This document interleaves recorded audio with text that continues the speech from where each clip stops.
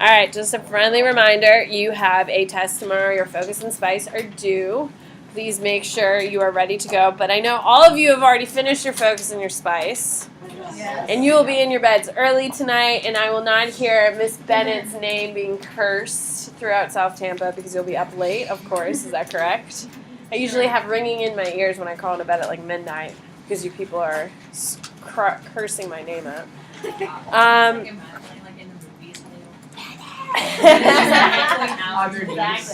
Exactly how it happens. Anyway, on your whiteboard, please tell me what is the name of what are the two names for the gentleman who converts his people to Roman Catholicism? I need both names, please.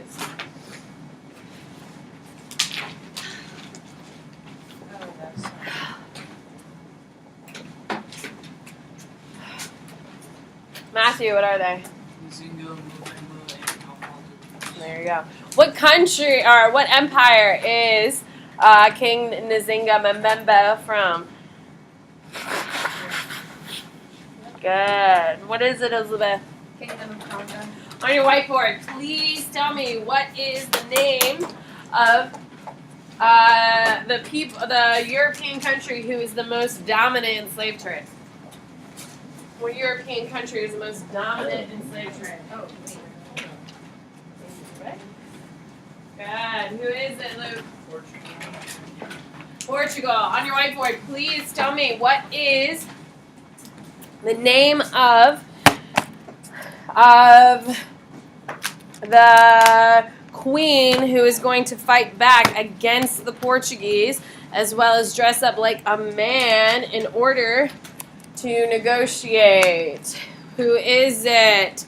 Dan. Queen Nzinga. The Queen Nzinga is from what empire? Good. Sydney. Ndongo. On your whiteboard, please tell me Queen Nzinga is going to work. Don't look, Moffat. What? You draw my map? I didn't mean to. You so made me. What country? European country? What country did she work with, Bernstein? The Dutch. On your whiteboard, please tell me. I'm so sorry. It's fine. On your whiteboard, please tell me what is the most popular religion in Africa?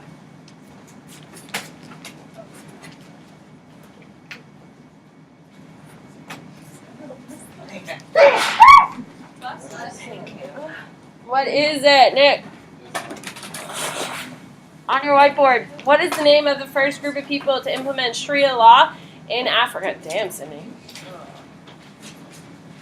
Good, Sydney.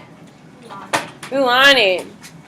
On your whiteboard, please tell me what is it called when guns, rum, and manufactured goods are moving from Europe to Africa? They're sold in exchange for slaves, and those slaves go to the Americas, and those slaves are sold in exchange of raw materials.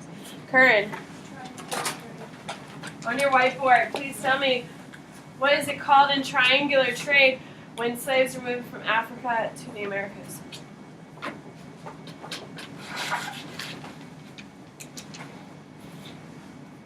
Good. What is it, Moffat? On your whiteboard, please tell me what is it called when slaves are moved, in general, from Africa to the Americas? Veronica, why don't we just worry about answering the questions correctly? No, I have no correct answers.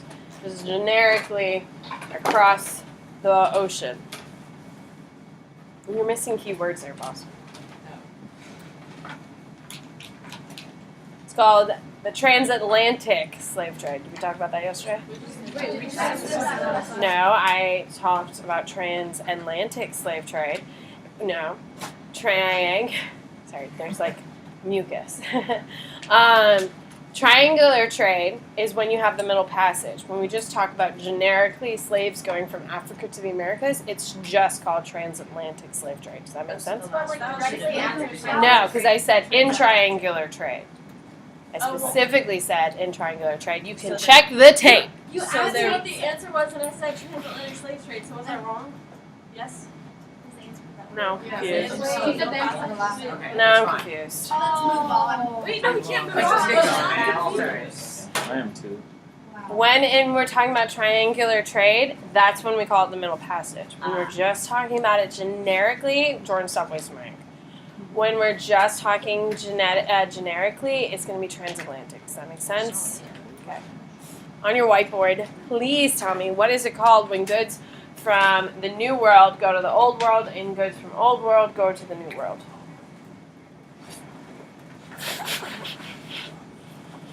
No, you're wrong. Matt, Columbian Exchange. On your whiteboard, please tell me who benefits the most from the Columbian Exchange. Good. Who is it? Margot. Old World. Do not write down Europe. Europe is wrong. Why is Europe wrong? Moffat. Because Africa got Manioc. Yeah, Africa's getting manioc. Asia's going to be getting silver, which when we talk about in next week, you're going to see it's going to completely destroy Asia. All that stuff. All right. On your whiteboard, please tell me. No, let's go. All right, here we go. Where did we leave off? Who can raise their hand and tell me? Aaron. Okay, so we started talking about, okay, perfect. So, here in North America, we happen to have more African Americans. Why do we have more African Americans here in the United States? However, Brazil, who imported way more Africans, have very few. Why, Sydney? Because the slaves in Brazil died because they were Well, let's not call cotton picking easy, which is going to be the major crop harvest here that we're using slaves for. But yes, they have a 6-week lifespan. The average North American slave has about a 10 to 20-year lifespan. Okay, so we're going to see that. All right, you do need to know just psychologically that I need you to know that the Africans who are coming across are not happy. They don't want to be here, and they are sabotaging. The slavers never broke the spirit of the Africans. They are constantly trying to resist. They are fighting back at every opportunity by half-hearted work, sabotage, they run off, they revolt, all that stuff. Now, you do need to know that Santo Domingo is the first and only slave revolt that is completely successful. There's tons of slave revolts in history, but Santo Domingo is the only one that's successful. And that is what we call Haiti today. If you happen to know any Haitians, they're typically really proud people. And they should be. They're the only slave island or country that overthrows their oppressors, and that's pretty bomb. Now, Jamaica gets pretty close, but the British crown crush it in the end. But Santo Domingo overthrows, which is pretty damn awesome. So much so that the Haitians were so impressive with their overthrow of their oppressors that the rest of the Western Hemisphere, including the United States, punished them and refused to trade with them. Which is why when you look at Haiti today, they're the poorest country in the Western Hemisphere, correct? The British and the French told the United States, you are not allowed to trade with them. Why would they want us to trade with Haiti? Why, Johnny? Because it's more profitable for Haiti. They're kind of really not happy. Yeah, no one wants the Haitian model of overthrowing to occur again. So to punish them, we essentially force them into isolation, which is why Haiti is the poorest country in the Western Hemisphere. So when President Trump, about a year and a half ago, called Haiti a shithole, why is Haiti called a shithole? I don't call it a shithole. It's actually a very pretty country. It has a lot of problems. It's because Western countries like England, France, the United States are going to isolate them because of their ability to overthrow. So that's why. All right. African, just listen. African American culture is going to be incredibly diverse.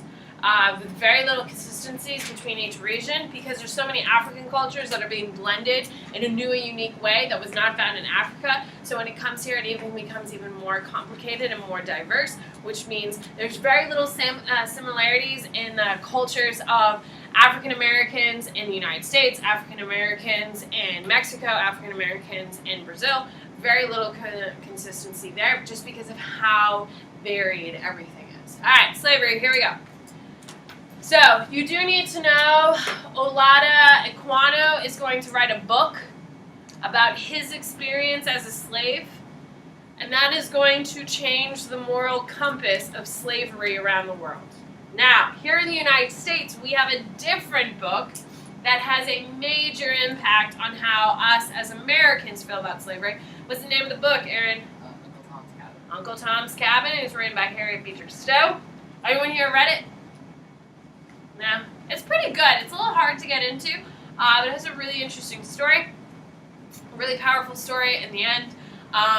When Harriet Beecher Stowe went to the White House in 1862, that would be a year into the Civil War, Abraham Lincoln shook her hand and said, "Oh, so you're the woman who started this war," which is pretty awesome. Could you imagine Abraham Lincoln talking shit to your face? That's amazing. I don't care who you are, that's awesome. So, at this point, we're going to start seeing that slavery is going to become a little less popular all around the world. Why? It has a bunch of reasons. To keep slaves in check, you need to have a strong military. There has to be someone keeping it together. You need to write this down. In the 18th century, we're going to see the price of sugar is going to plummet. Now, most of your plantations at this point are going to be sugar plantations. So when sugar prices go down, it's going to stop plantations from being as wealthy. Now, in 1783, we're going to have the creation of the cotton gin. So is it going to plummet and then come back up? Yes. However, sugar plantations are going to decrease in value, which means slavers don't have that much money, which they can't buy more slaves or perpetuate this whole slave cycle. And finally, they realize, the plantation owners understand that wages are more price effective. So if I was going to buy Gustavo as my slave, I would have to pay about $1,500 to purchase him, correct? I have to put that money down on the table and then he becomes my property. What happens if Gustavo chokes on a chicken bone in 2 weeks and dies? What happens to my $1,500? It's gone because he choked on a chicken bone. However, if I pay Gustavo 2 cents for every day he works, when he dies, do I have to pay him? No. Which one's more cost effective?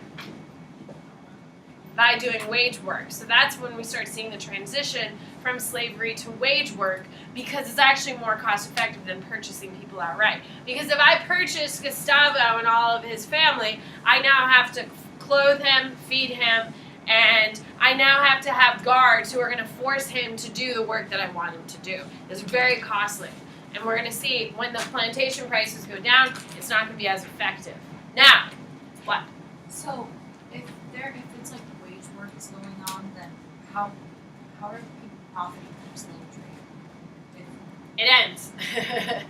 Slave trade is going to end.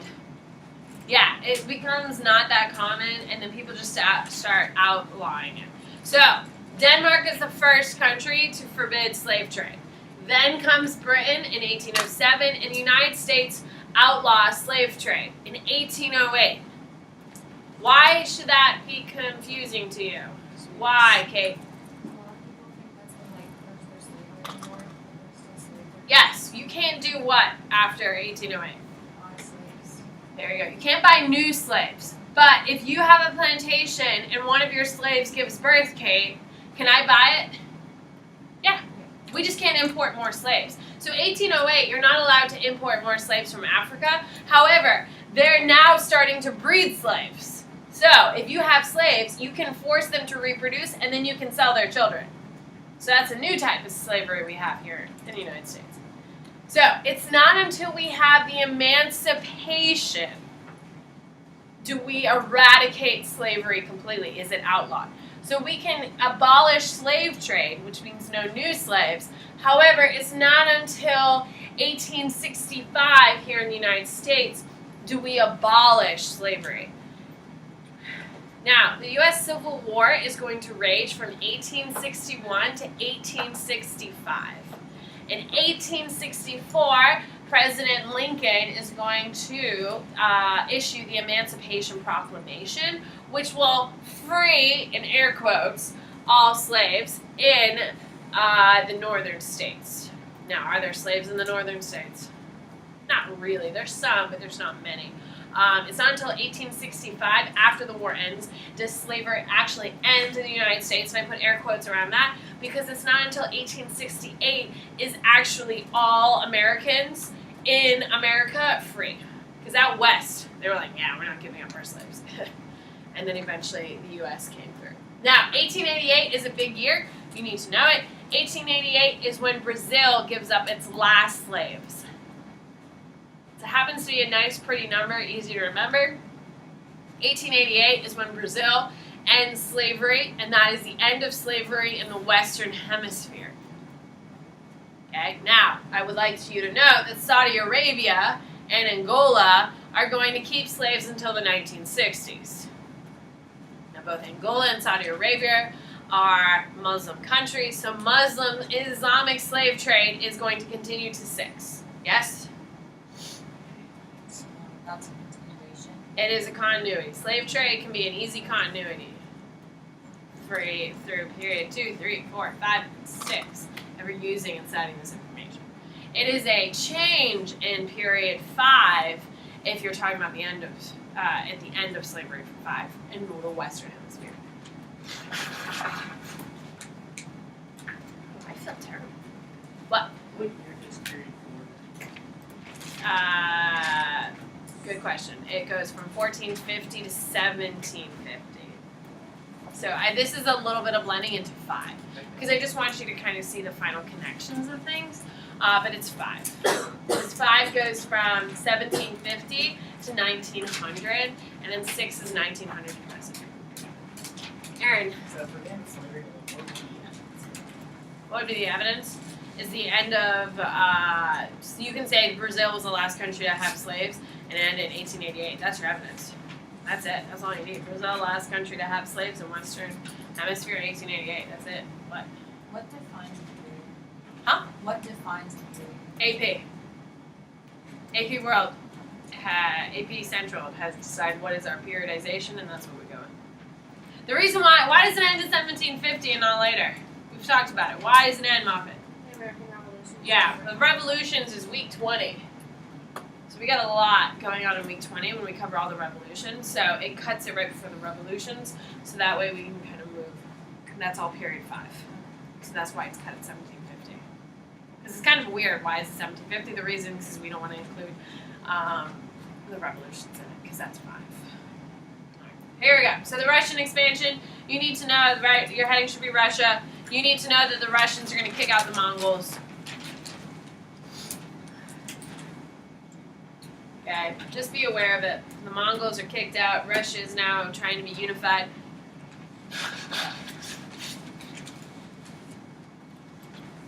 Okay, so you do need to know that the Russians are going to conquer Siberia. If you had to give me a direction of Siberia, where is it? Okay, north. If you look in the back, I have a map. Siberia is technically this piece right here, that large squiggle upward. But keep in mind, when you look at Russia, if you fold it in half horizontally, 8% of... What happened outside? I'll check it out.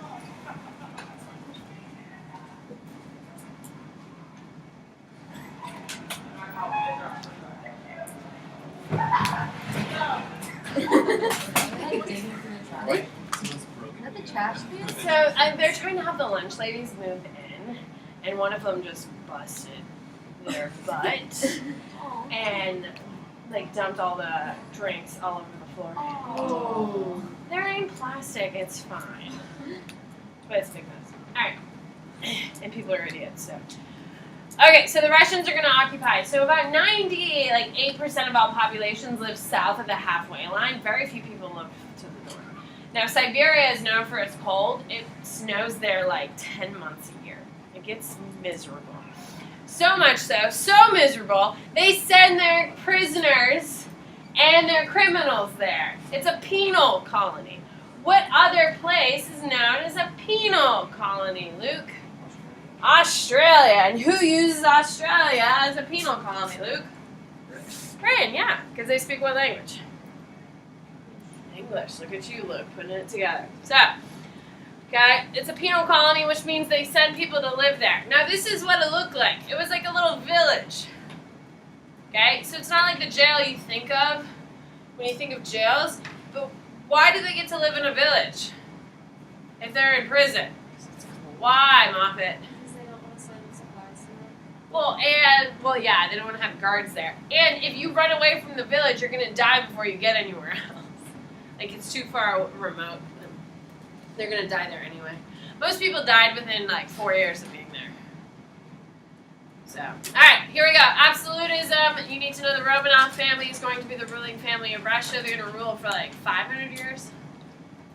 Something like that. Like, 400 years, I think. So, you need to know that they're absolute rulers. What does it mean to be an absolute ruler? Someone I haven't spoken to. Ahmad, thank you for volunteering. I honestly don't know. What do you think absolute ruler means, Ahmad? All the power? All the power. So, they can make people do Anything? anything they want, for sure. Look at you. Okay, who is the perfect example in the spirit of review, because you have a midterm in 3 weeks, who is the perfect example of an absolute ruler? Jordan. Louis the 16th. No, he gets his head chopped off. So. 14. Yeah, sorry. Louis the 14th. What is his nickname with a hand? Curran. The Sun King is a perfect example of absolutism. The Romanovs are also perfect examples. You need to know Peter the Great or Peter the First. He is going to be the first real powerful Romanov. I think he's like third Romanov, but he's the first big one. He is going to be the one modernizing Russia. He is going to try to shake off this Mongolian, like, hangover that Russia has. Now, keep in mind, the Mongols controlled Russia for about 600 years, so it's totally ingrained. So because of that, he is going to move the capital away from the center of Russia to St. Petersburg in order to become more European. So you need to know that. He moves the capital. You need to know that he creates a governmental bureaucracy, which is also very European, as well as he forces all men to shave their beards. And you're like, well, that's weird. Well, according to Mongol culture, that if you don't have a beard, you are not a man, and if you can't grow a beard, you are not a man. So guess what all Mongol men had? Beards. They would be ashamed of my husband because he just can't grow a beard. It's like patchy, and it's just not good. Thank God, because he looks awful with like beard on his face. Like, it's just terrible. So he forces all of these Russian men to shave his beard, and it's a huge deal. Now think about the United States. We've only been around for 250 years, okay? How passionate are we about being Americans? Oh yeah, we love being Americans. I'm a huge patriot. I love being American. I know I kind of talk shit about America and say all the crappy things they did, but it is important to, in order to improve our country, is recognize what we've done wrong in order to do better, yes? I love my country. Imagine what we would look like in 450 more years. If we're this patriotic now, we're probably going to be born with, like, American flags on our faces. You know what I mean? Like, probably get face tattoos at the age of, like, 13 just to celebrate America. Like, who knows? So imagine after having 600 years of Mongols, how ingrained are these stupid beards? Yeah. Very ingrained. So him requiring every man to shave is going to kill millions of men because they refuse to shave. So what does he do? He executes them. It's a very big deal, and they're trying to move beyond this whole Mongol past. Now, Catherine the Great is the next one you need to know. She is known for making the borders of Russia where they are. So she expands the borders of Russia. In case you haven't heard, she's also like a sex fiend. Yeah, you heard that right. She's obsessed with like sex, and she has like the craziest furniture. There's a documentary on Netflix about her. If you watch it, like she has like sexual positions carved into like her furniture. Yeah, you can Google it if you wanted to. I mean, it's a little strange, but yeah, she's a complete sex fiend that came up earlier today. What do you got? I mean, is she our like sixth lady or she just like She's the sixth. Yeah, Okay. she's our sixth. that's it? That's pretty much it. all, So, all the girls are gone? we have one more. Empress Brew. She will be here second semester, and that's all your chicks. I hope you enjoyed them. I guess we went out on a bang. I mean, do you have penises carved into your furniture at home? I don't think so. No. She does. So that's pretty exciting. I used to. You used to. What? That's hilarious. Alright, so there you go. Those are Roman ups. Now, I do have some notes on my board over here. You are going to write them down. Alright, so you need to know, if it's on my board, is it probably, definitely, obviously on your test tomorrow? Yes. So you need to know the encomienda system is the Spanish labor system and is based entirely on race. So the encomienda system is the Spanish labor system and it is based entirely on race. Now, sailing technology is going to be shaped by Arabs and Malay sailors, M-A-L-A-Y, Malay sailors. They're going to create, caravels are going to be a huge piece of technology. It's going to be ships that are going to connect Western Europe with the Americas. Every European country that sails to the Americas uses them except for the Spanish. The Spanish are going to use galleons, okay? So the British, the French, the Portuguese are all using caravels, while the Spanish are using galleons. Now, the difference between a caravel and a galleon is that caravels are very sturdy, very heavy, and very slow. However, they are going to get you there. Galleons are very light, which makes them very fast. However, if they come into any bad weather, guess what happens to them? They break, and they sink, and everyone dies. If you look at shipwrecks in the Americas, you're going to find out like 98% of them are Spanish galleons. Why? Because they're so fragile when you look at boats during this time period. Any type of storm, any type of bad weather, if they get shot by a cannon, they're definitely going down. However, a caravel, which is super sturdy, much slower, is going to be able to finish the journey.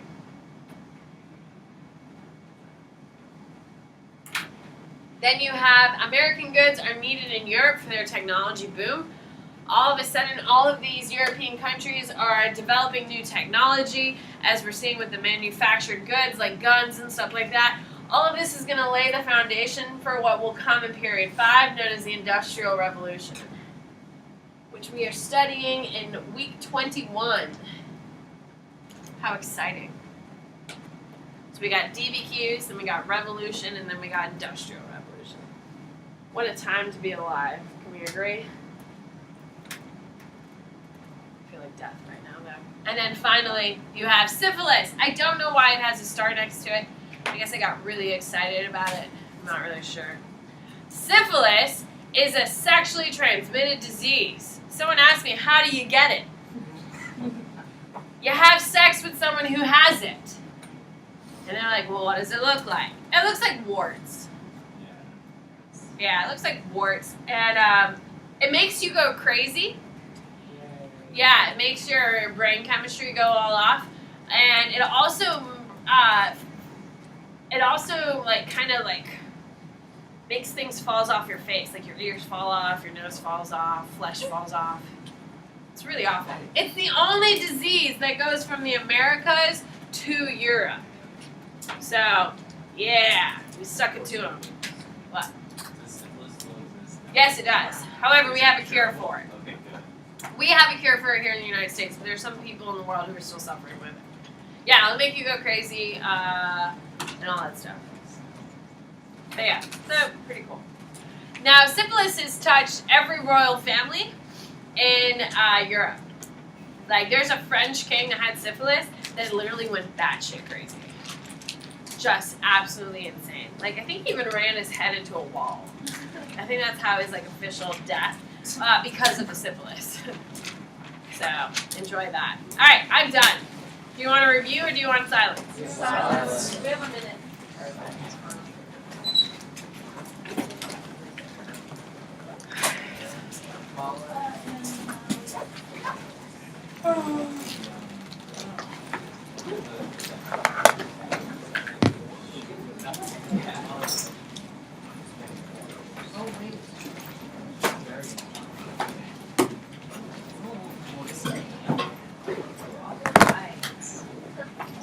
Are you looking at our furniture, Johnny? It's not as bad. There's It's like, just straight it's up. obvious, but like not that obvious. I mean, it's kind of funny actually. I can only find one chair. Like it's. Oh, you haven't seen the table then. Wait for the table. Yeah, you can see it. It's at most of it's in Russia, I found the table. but some of it's at the Louvre. You can see it at the Louvre. Probably not Spanish.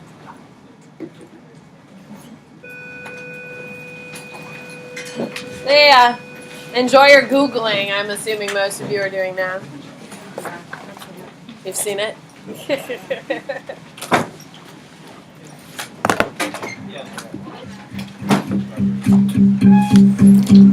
There's a fire starting in my heart, reaching a fever pitch and it's bringing me out the dark. Finally, I can see you crystal clear. Go ahead and sell me out and I'll lay your ship bare. See, I'll leave with every piece of you. Don't underestimate the things that I will do. There's a fire starting in my heart, reaching a fever pitch and it's bringing me out the dark. The scars of your love remind me of us. They keep me thinking that we almost had it all. The scars of your love, they leave me breathless. I can't help feeling we could have had it all. Nothing to do. You have my heart inside. You played it to the beat. Baby, I have no story to be told, but I've heard one of you. I'm gonna make your head burn. Think of me in the depths of your despair. Make it hold down. I'm not gonna tank on the book guys today. I'm so proud.